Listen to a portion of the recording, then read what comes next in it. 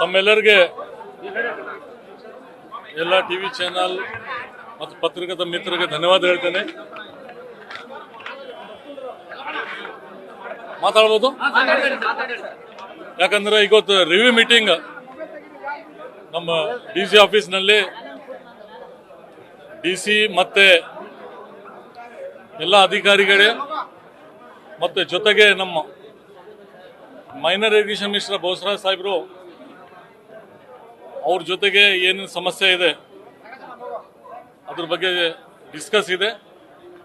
ಮತ್ತೆ ಆಲ್ರೆಡಿ ಬೋಸರಾಜ್ ಸಾಹೇಬರು ಮುನ್ಸಿಪಾಲ್ಟಿನಲ್ಲಿ ಮತ್ತೆ ರಾಯಚೂರಿನಲ್ಲಿ ಸುಮಾರು ಸಮಸ್ಯೆ ಇದೆ. ರಾಯಚೂರಿಗೆ CMCಲಿಂದ ಕಾರ್ಪೊರೇಷನ್ ಮಾಡಬೇಕು, ಅಪ್ಗ್ರೇಡೇಷನ್ ಮಾಡಬೇಕಂತ ನಮಗೆ ಪತ್ರವನ್ನು ಕೊಟ್ಟಿದ್ದಾರೆ.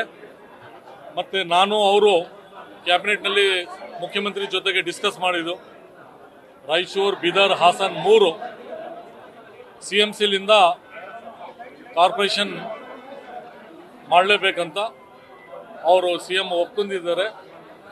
ಮುಂದಿನ ದಿವಸದಲ್ಲಿ ರಾಯಚೂರು, ಬೀದರ್, ಹಾಸನ್ 3 ಕಾರ್ಪೊರೇಷನ್ ಆಗ್ತದೆ. ಸರ್, ಈಗ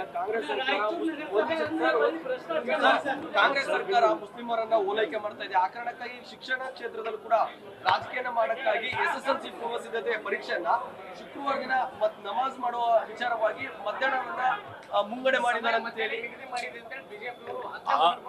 ಇಲ್ಲ, ಅದು ಎಲ್ಲ ಈಗ ಎಲೆಕ್ಷನ್ ಬಂದಿದೆಲ್ಲ MP ಎಲೆಕ್ಷನ್, ಅದು BJP ಅವರಿಗೆ ಈ ತರ ಬೇಕು. ಅವ್ರಿಗೆ ಏನು ಕೆಲಸ ಮಾಡಿಲ್ಲ, ಅಚ್ಚೇ ದಿನ ಹಿಂಗೆ ಅಂತ ಹೇಳಿದ್ರು. 10 ವರ್ಷದಿಂದ ಯಾರ್ದು ಅಚ್ಚೇ ದಿನ ಬಂದಿದೆ, ಯಾರು ಒಬ್ಬರು ಹೇಳ್ಬೇಕು, ಯಾರ್ದು ಅಚ್ಚೇ ದಿನ ಬಂದಿಲ್ಲ, ಎಲ್ಲರದು ವಿಕಾಸ ಮಾಡ್ತಾರಂತ ಹೇಳಿದ್ರು. ಆ ಥರ ಯಾವುದೂ ಮಾಡಿಲ್ಲ. ಈ ಥರ ಚಿಕ್ಕ ಚಿಕ್ಕ ವಿಷಯ ತಂದು ಎಲ್ಲ ಪಬ್ಲಿಕ್ ಮೈಂಡ್ ಡೈವರ್ಟ್ ಮಾಡ್ಲಿಕ್ಕೆ ಹೇಳ್ತಾರೆ. ನಮ್ಮ ಸರ್ಕಾರ ಲಾ ಆ್ಯಂಡ್ ಆರ್ಡರ್, ಮುಖ್ಯಮಂತ್ರಿ ಸಿದ್ದರಾಮಯ್ಯ ಅವರು ಹೇಳಿದ್ದಾರೆ, ಎಲ್ಲರಿಗೂ ಈಕ್ವಾಲಿಟಿ ನೋಡ್ಬೇಕು, ಯಾರಿಗೆ ಇನ್ಬ್ಯಾಲೆನ್ಸ್ ನೋಡಬಾರ್ದು ಅಂತ ಕ್ಲಿಯರ್ ಕಟ್ ಹೇಳಿದ್ದಾರೆ.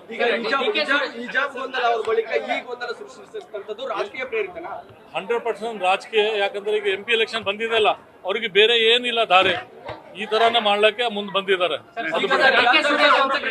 ಸರ್, ಈಗ SSLC ಪರೀಕ್ಷೆ ಇದೆ. SSLC ಪರೀಕ್ಷೆ ಕಂಪ್ಲೀಟ್ ಆಗಿ ಒಂದು ಎಕ್ಸಾಮ್ ಸೈನ್ಸ್ ಅನ್ನ ಮಾತ್ರ ಮುಂದೂಡಿದ್ದಾರೆ. ಬಾಕಿ ಎಕ್ಸಾಮ್ಸ್ ಗಳೆಲ್ಲ ರೆಗ್ಯುಲರ್ ಟೈಮ್ ಎಲ್ಲ ಬೆಳಗ್ಗೆ ಸ್ಟಾರ್ಟ್ ಆಗುತ್ತೆ. ಯಾಕೆ ಇಲ್ಲ ಆ ಡಿಪಾರ್ಟ್ಮೆಂಟ್ಗೆ ರೆಸ್ಪಾನ್ಸಿಬಿಲಿಟಿ ಅವರು ರೂಲ್ಸ್ ಪ್ರಕಾರ ಮಾಡ್ತಾರೆ.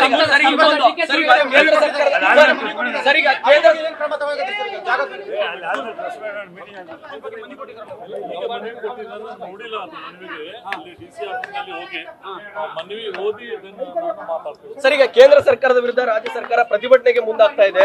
ಇದು ಒಂದು ರಾಜಕೀಯ ಪ್ರೇರಿತ ಅಂತ ಹೇಳಿ BJP ಅವರು ಆರೋಪ ಮಾಡ್ತಾ ಇರುವಂತ ಸರ್, ಫಸ್ಟ್ ಟೈಮ್ ಇದೀಗ ಹೋರಾಟ ಆಗ್ತಾ ಇರೋದು.